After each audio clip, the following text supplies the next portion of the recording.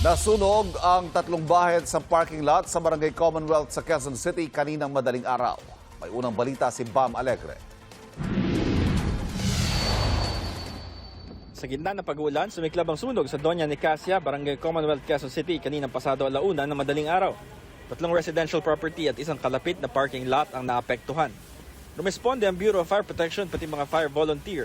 Tuluyang naapula ang sunog pasado alas 2 ng madaling araw. Yung pagtagbo namin, madulas yung kalsada po. Siyempre, di maiwasan yung pagtagbo ng mabilisan eh. Ang magkakapit-bahay na nasunugan sa kalapit ng covered court muna magpapalipas ng magdamag. Mabilis daw ang mga pangyayari ayon sa isa sa mga nasunugan. Sunog. Pagkalabog po ng ganun, kinuha ko na po yung susi sa bahay. Kasi po nakakandado kami ng lola ko. Kung hindi po ako nagising, mamamatay din po kami sa loob ng lola ko. Pagkabukas ko lang po, nung nakita ko po puro usok na sa labas, umuulan pa. Kaya po ginawa ko, sabi ko, ginising ko yung lola ko. Pumunta ako sa kapatid ko para matulungan kami, para makatawag po ng tulong. Lumabas po ako. Pagdating ko po, saglit lang naman eh. Pagtawid ko lang po ng kalsada, bahay na ng kapatid ko. Pagbalik ko talagang wala na po yung bahay na po namin yung nasusunog.